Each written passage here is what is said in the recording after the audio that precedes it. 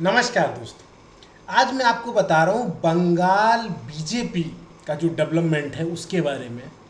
दोस्तों, मुकुल रॉय पार्टी छोड़ करके वापस अपनी तृणमूल पार्टी में जो है वापस चले गए। और कई लोग इस तरीके की चीज़ें कह रहे हैं कि तृणमूल कहीं ना कहीं ममता बनर्जी का एजेंट था और वो बीजेपी में इसीलिए आए थे, और वो जो उनके ऊपर केस थे वो सब कमज़ोर करा करके वो वापस लौट गए। परंतु सच ये नहीं है दोस्तों। सच ये है कि जब मुकुल रॉय बीजेपी में आए, बीजेपी का वहाँ कोई खास आधार नहीं था। उसके मात्र 3 विधायक थे और 2 सांसद थे, जिसमें से एक सांसद तो उसके जो है परमानेंट दार्जिलिंग से हुआ ही करता था, और दूसरा सीट जीती थी आसनसोल बाबुल सुप्रियो ने।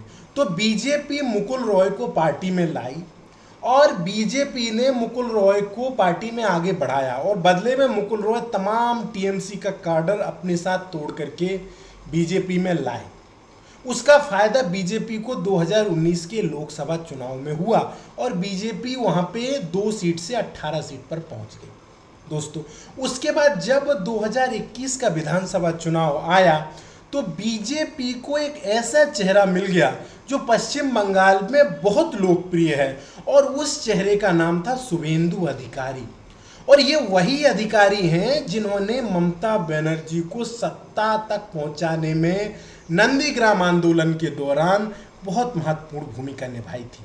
और बीजेपी शुरू से जो है शुभेंदु अधिकारी को अपनी पार्टी में लेना चाह रही थी, और 2016 में शुभेंदु अधिकारी की मुलाकात अमित शाह से हो चुकी थी, और ये मुलाकात कराई थी उस समय पश्चिम बंगाल के प्रभारी और वर्तमान में उत्तर प्रदेश सरकार में कैबिनेट मंत्री सिद्धार्थनाथ सिंह ने। हालांकि उस समय बात नहीं बनी और शुभेंदु अधिकारी बीजेपी में शामिल नहीं हो पाए, परंतु चुनाव से ठीक पहले 2021 चुनाव से ठीक पहले उनके अभिषेक बनर्जी के साथ मतभेद हुए और वो बीजेपी में शामिल हो गए। और दोस्तों, एक बात और जानकारी आपको बड़ा आश्चर्य होगा, जब शुभेंदु अधिकारी और मुकुल रॉय टीएमसी में थे तब भी दोनों के बीच में 36 का आंकड़ा था। और जब शुभेंदु अधिकारी बीजेपी में आए और उन्होंने नंदीग्राम से चुनाव लड़ने की घोषणा की तो कहीं ना कहीं मुकुल रॉय इस बात को सुनकर के फूले नहीं समा रहे थे, क्योंकि मुकुल रॉय को ये लग रहा था कि ममता बनर्जी शुभेंदु अधिकारी को नंदीग्राम में बहुत आसानी से हरा देंगी, और वो जो है इसी के साथ शुभेंदु अधिकारी का राजनीतिक करियर खत्म हो जाएगा। और कहीं ना कहीं मुकुल रॉय ने ये सारी पूरी प्लानिंग की थी कि किसी तरीके से शुभेंदु अधिकारी का राजनीतिक वर्चस्व खत्म किया जाए। लेकिन दोस्तों, जो जननायक होता है, जनता के साथ रहता है, जनता के बीच होता है, उसके विरुद्ध कितनी भी साजिश कर ले वो कभी भी सफल नहीं होती। शुभेंदु अधिकारी ने ममता बनर्जी को, जबकि पूरे पश्चिम बंगाल में उनकी लहर चल रही थी, उस समय उनको नंदीग्राम से करारी शिकस्त दी और उन्हें कहीं मुंह दिखाने लायक नहीं छोड़ा।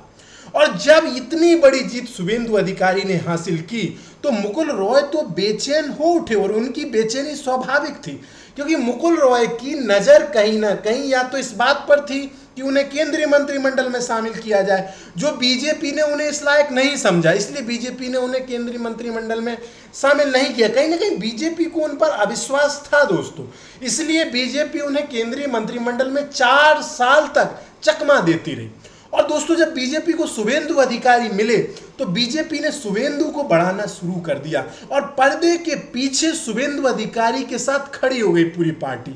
और इसी वजह से मुकुल रॉय अपने आप को पार्टी में उपेक्षित महसूस करने लग गए। उनको समझ आ चुका था कि बीजेपी में शुभेंदु अधिकारी का उभार हो चुका है। जाहिर सी बात है, जो शुभेंदु अधिकारी मुकुल रॉय को फूटी आंख नहीं सुहाते थे, वो उनके पीछे विधानसभा में कैसे बैठ जाते दोस्तों। ये उनको अपना अपमान लगता कि वो शुभेंदु अधिकारी के पीछे बैठेंगे विधानसभा में, क्योंकि शुभेंदु अधिकारी को बीजेपी ने नेता प्रतिपक्ष डिक्लेयर कर दिया था दोस्तों। और कहीं ना कहीं बीजेपी ये मान चुकी थी कि अगर बीजेपी को अब पश्चिम बंगाल में अपनी सरकार बनानी है, उसे कोई चेहरा चाहिए तो वो लोकप्रिय चेहरा जननायक शुभेंदु अधिकारी का ही हो सकता है, क्योंकि शुभेंदु अधिकारी की जो लोकप्रियता है इसको प्रमाण की आवश्यकता नहीं है दोस्तों। शुभेंदु अधिकारी ने ममता बनर्जी को पटखनी दी है, जो सिर्फ एक बार चुनाव हारी थी, इसके अलावा वो कभी चुनाव नहीं हारी है, और खास करके तब जब पूरे प्रदेश में तृणमूल के पक्ष में लहर चल रही थी दोस्तों। तो शुभेंदु अधिकारी ही बीजेपी का वो फेस है जो अगले चुनाव में बीजेपी को लीड करेंगे। और बीजेपी अच्छे से समझ चुकी थी कि जो जिस तरीके का काम हिमंता विश्व शर्मा ने बीजेपी के लिए असम में किया और बीजेपी ने हिमंता को इनाम देते हुए उन्हें मुख्यमंत्री पद दिया, उसी तरीके से बीजेपी ये मान के चल रही थी कि मुकुल रॉय अगर पार्टी में रहेंगे तो वो पार्टी के लिए संकट पैदा करते रहेंगे। इसलिए दोस्तों जब मुकुल रॉय पार्टी से गए तो बीजेपी नेताओं ने कोई खासी प्रतिक्रिया नहीं दी, बीजेपी नेताओं ने उन्हें खास मनाने की भी कोशिश नहीं की, और तो और उन्हें किसी तरीके का कोई आश्वासन भी नहीं दिया गया। तो बेचारे मुकुल रॉय करते क्या?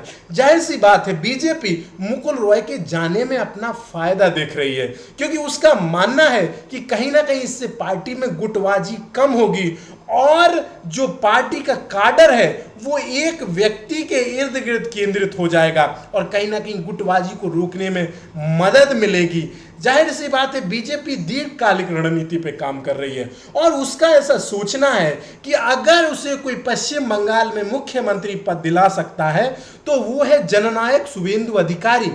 जाहिर सी बात है बीजेपी शुभेंदु के पीछे खड़ी हो गई और पार्टी में जिस तरीके से उनका उभार हुआ और तेजी से उनका कद बढ़ रहा है, आने वाले दिनों में आप देखिए दोस्तों शुभेंदु अधिकारी ही पश्चिम बंगाल बीजेपी का प्रमुख चेहरा बन जाएंगे। इसमें किसी तरीके का किसी को भी कोई संदेह नहीं होना चाहिए। यही तो अमित शाह और नरेंद्र मोदी की पॉलिसी है, वो ऐसे नेताओं को आगे बढ़ाते हैं जिनमें उन्हें भविष्य नजर आता है दोस्तों। इसीलिए मैं बार बार कहता हूं कि नरेंद्र मोदी और अमित शाह की जो राजनीति है वो सभी से थोड़ी सी इन्हीं मायनों में अलग है। वो चाटुकारिता से दूर प्रतिभा, टैलेंट और नेतृत्व को प्राथमिकता देते हैं दोस्तों। खैर मुकुल रॉय टीएमसी में जाने के बाद अब क्या गुल खिलाते हैं ये तो आने वाला समय ही बताएगा। हम आपको पश्चिम बंगाल की रोचक जानकारी से रूबरू कराते रहेंगे। आप हमारे साथ बने रहिए, हमारे चैनल को देखते रहिए, इसे लाइक करिए, सब्सक्राइब करिए, कमेंट करिए। बहुत बहुत धन्यवाद दोस्तों।